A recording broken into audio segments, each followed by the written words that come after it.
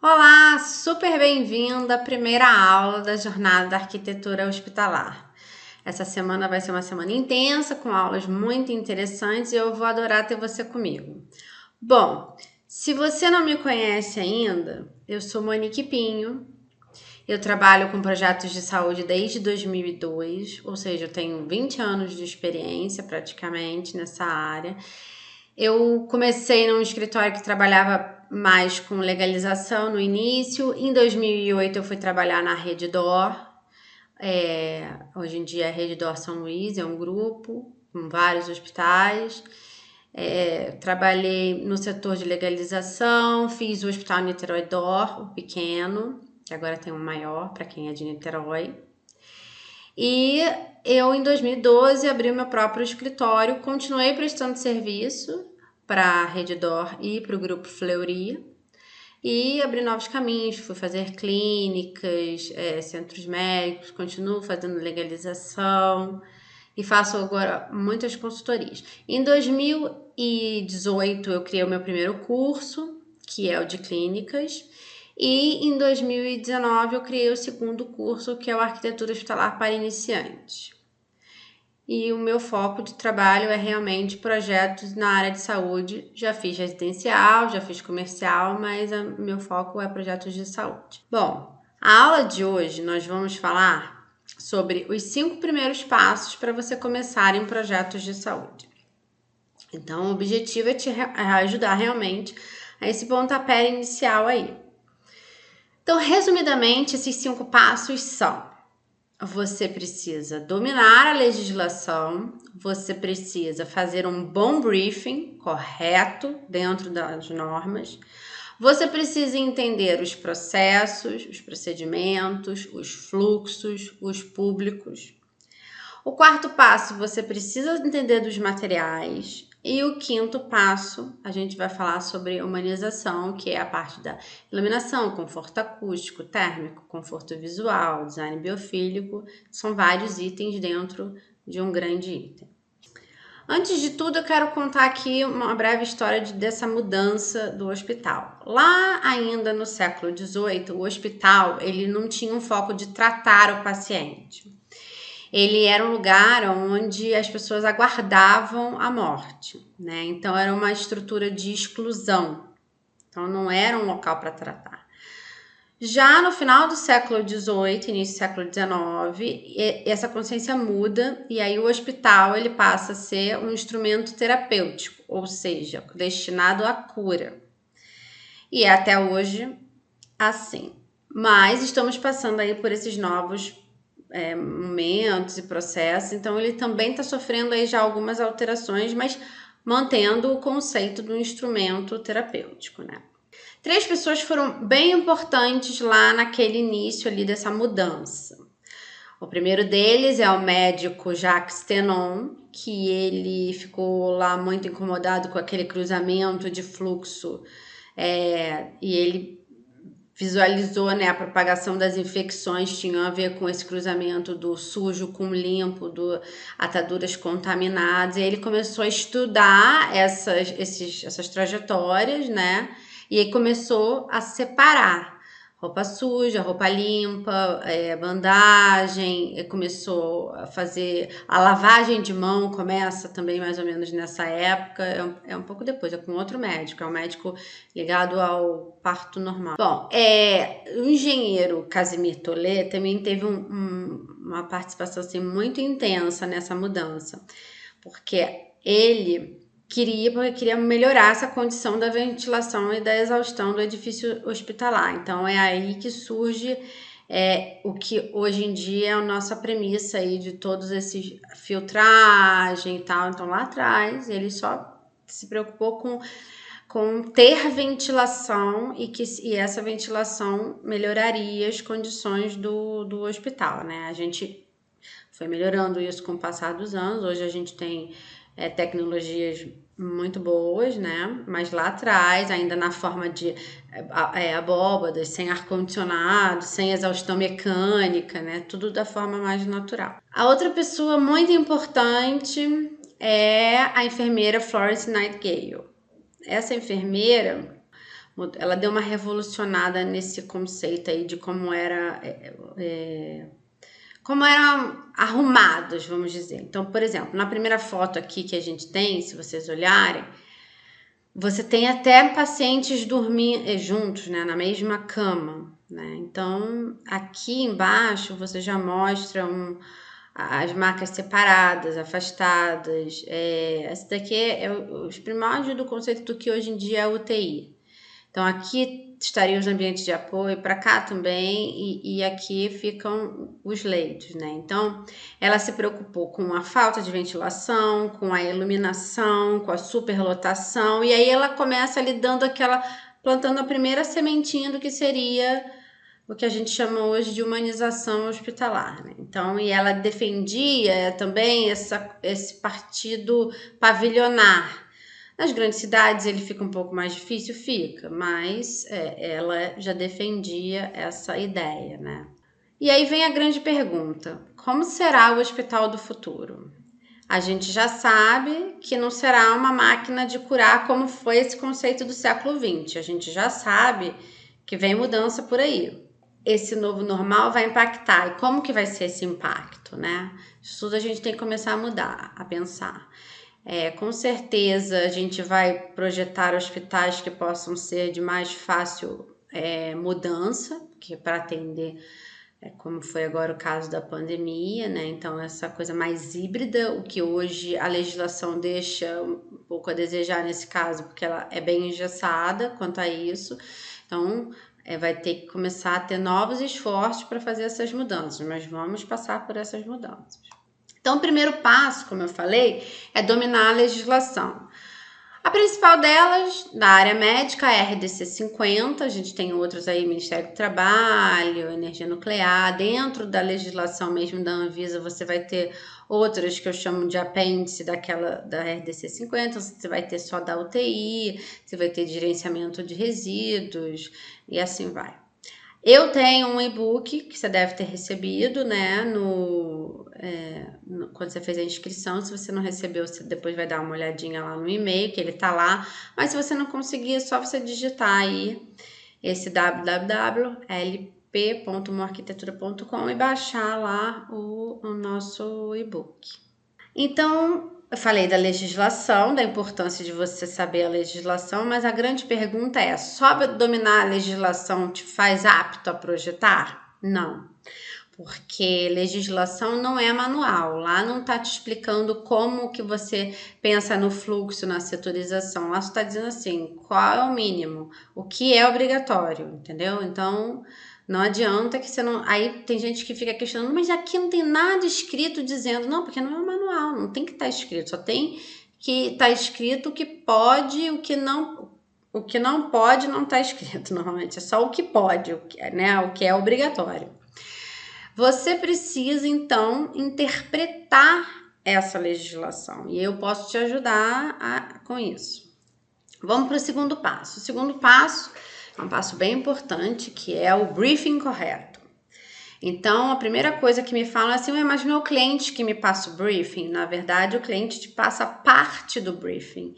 Ele vem, muitas vezes, com uma coisa macro. Então, assim, eu quero o exame XY, eu quero 3 consultórios, eu quero 5 leitos de internação. Estou chutando aqui números bem aleatórios. Então, ele vem com alguns números, algumas coisas macro, mas ele não vem com o micro. O que é o micro? São os ambientes de apoio. Então, a gente recebe esse primeiro briefing para mandar a proposta, porque ali você já vai ter uma noção. Alguns também chegam assim, olha, eu tenho 200 metros quadrados, eu consigo 6 consultórios. Depende de quanto vai ser a sua espera, que tipo de consultório se vai precisar de banheiro ou não. Então, assim, nunca dou essa resposta de pronto. Primeiro, preciso entender melhor esse briefing. Então, briefing, proposta. Depois da proposta aprovada, a gente vai para a segunda parte do briefing, que já é eu fazendo essa intervenção, dizendo, precisa disso, daquilo outro, que são esses ambientes de apoio.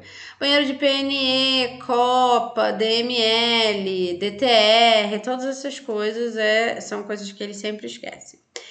E aí você vai começar os questionamentos com o cliente. Então, assim, quais os equipamentos, desde os equipamentos pequenininhos até os equipamentos maiores, quais os procedimentos, quais as especialidades, quais os exames, até para falar desses equipamentos maiores.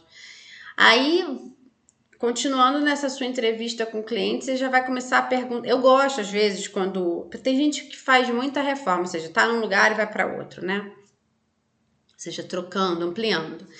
Então, eu gosto de fazer no lugar antigo mesmo a jornada do paciente. O paciente chega, aí ele se troca, aí ele vai para no céu, entendeu? Essa jornada do paciente é importante. No âmbito hospitalar, a jornada do paciente ela começa desde a hora que ele preenche a ficha até a hora que ele vai embora de novo. Então, por onde ele vai passar? Então, você vai ter vários tipos de paciente, o que chega da urgência, o que vai direto para uma cirurgia já marcada, o que chega de uma urgência, vai fazer um exame e acaba que se interna, um que chega de uma emergência e vai fazer uma cirurgia, e assim vai. Então, você tem que entender toda essa jornada do paciente. É muito importante.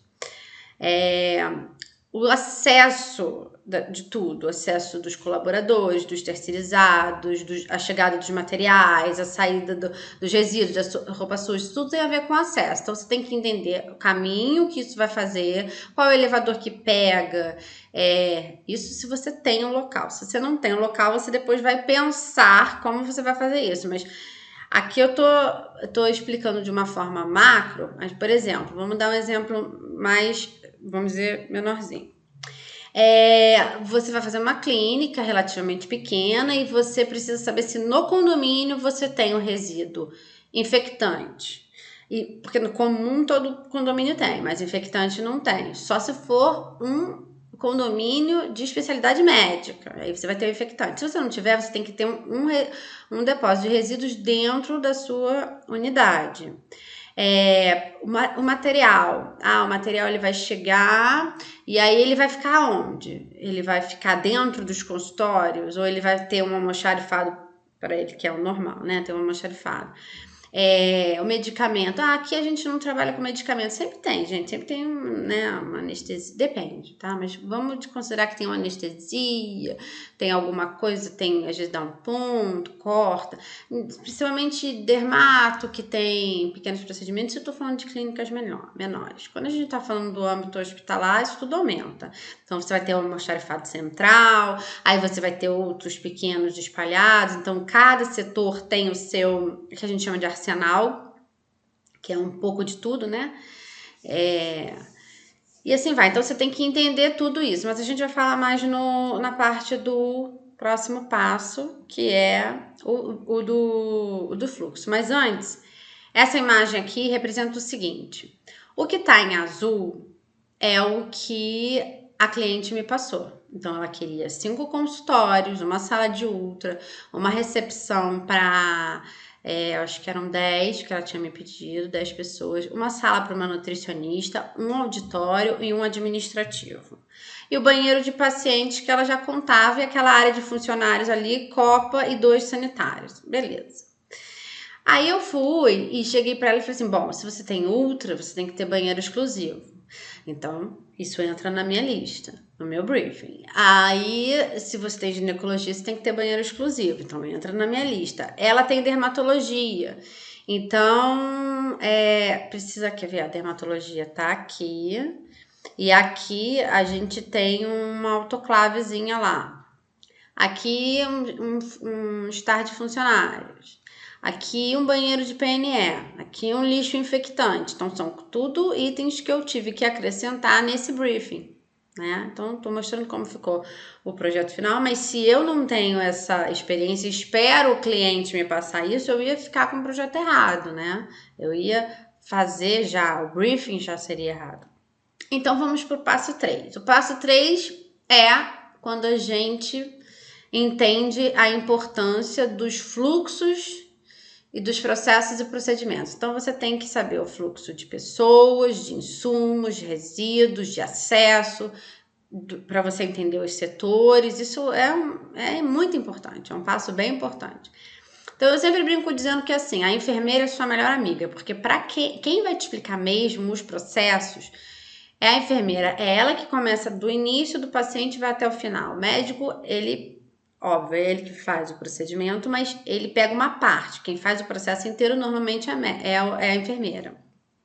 O público, a gente tem vários públicos, ainda mais se a gente separar clínica e hospital, né? Clínica você vai ter o paciente, o acompanhante e os funcionários, a equipe médica, né? Já no hospital, você vai ter o paciente, o acompanhante, o visitante, o funcionário terceirizado, a equipe médica, o pessoal da limpeza, e assim vai. O pessoal que só entrega, né, que são os fornecedores. Então, assim, isso tudo você tem que computar aí na sua lista para você saber tratar cada público de uma maneira diferente. Eles têm diferenças, né? Uma espera que só vai até, né, um visitante sabe por onde, o acompanhante vai até onde. Então, isso tudo é importante. Aí a outra coisa é você entender dos fluxos. Você vai ter que entender do fluxo de pessoas que eu acabei de falar, do fluxo de sujo e do fluxo de limpo. Comida, roupa limpa, né? Medicamento, almoxarifado entra no limpo. O sujo é tudo que vier do expurgo, tudo que vai para a central de material esterilizado, roupa suja, então resíduos. Você então tem que saber bem onde está cada coisa para você entender esses fluxos. E durante essa sua pesquisa e você passa a entender melhor sobre os processos dos procedimentos, você também vai cada vez mais fazer a pergunta, mas isso aqui é crítico, semicrítico ou não crítico? Bom, crítico, eu já posso te adiantar que é centro cirúrgico, UTI também, mas você tem a manipulação da farmácia também tem uma área crítica, às vezes uma microbiologia do laboratório também tem uma área crítica, tá escrito isso. Normalmente na legislação você consegue descobrir e você tem especificidades para cada uma dessas áreas, tá? Como materiais, que eu também falo mais à frente. O quarto passo é exatamente dos materiais. Então, assim, a regra básica para você entender dos materiais de saúde eles precisam ser laváveis ou de fácil limpeza e sem ranhura. Então, se você já conseguir isso, meio caminho andado. E aí a gente vai item a item. Por exemplo, o piso. Grande pergunta que me fazem. Precisa usar manta em tudo? Não, não precisa. Você pode ter porcelanato em determinadas áreas. Você pode ter até granilite. Você pode ter, numa área de almoxarifado, já botei concreto com pintura epóxi. Então, assim, não precisa ser só a manta, podem ser outras, mas você vai ter que saber qual área precisa. No centro cirúrgico, por exemplo, é manta. No quarto, manta é melhor por uma questão acústica. Então, você vai aprendendo cada material, né, cada setor, cada ambiente. Parede, qual a pintura correta? Isso também é uma outra questão que sempre me fazem.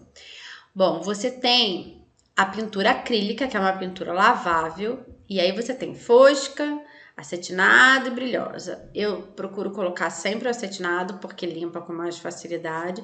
E em determinadas áreas, que são as áreas molhadas, quando você não colocar azulejo na parede, você pode pintar com pintura à base de epóxi, tá? Que ela é uma pintura lavável, mais lavável ainda do que a acetinada, né? O teto. Onde posso usar forro removível? Bom, eu uso assim em circulação, em áreas às vezes administrativas ou de depósito, ou áreas que precisem ter uma certa manutenção com facilidade, tá? Agora, a área crítica é forro liso, você não pode usar forro removível. Rodapé, tem que ser rodapé curvo? Não, não tem que ser rodapé curvo em tudo, mas aonde eu coloco manta, normalmente eu coloco rodapé curvo.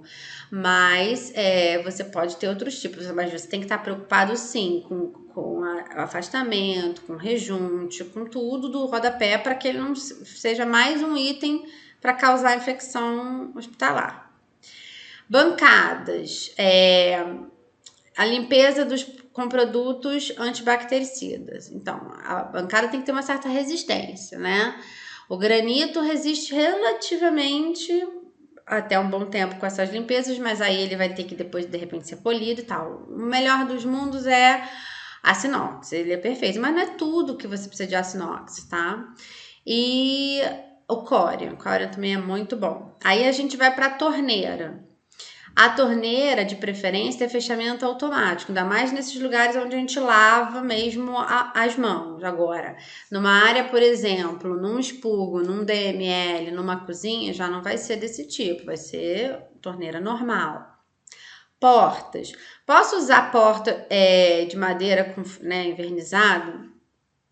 No hospital eu não aconselho muito, por uma questão de ranhura e mais até pela questão da manutenção, tá? A manutenção nesse caso é muito pior. Então eu sempre uso em hospitais portas laminadas ou com fórmica ou com PVC, e também às vezes boto placa de aço inox embaixo para proteger, ou a fórmica Steel Silver, que também já ajuda bastante.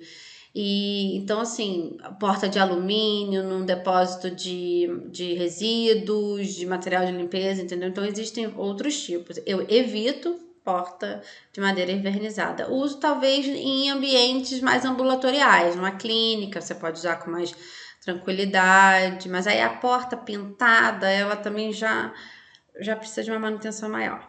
Mobiliário, posso usar qualquer tecido? Não, tem que ser tecidos de fácil limpeza. Você pode ver que quase tudo no hospital é de corino, de couro, porque você consegue, né, passar. Se você começar a botar esses tecidos que absorvem, por mais impermeabilizados que eles sejam, eles também absorvem poeira, né, e tal. Então, tem que pensar nisso. Então, agora nós vamos para o nosso quinto passo, que é a humanização do ambiente. Então, quando a gente fala de humanização, a gente fala de iluminação, de conforto acústico, térmico, conforto visual, design biofílico, conforto tátil, conforto olfativo.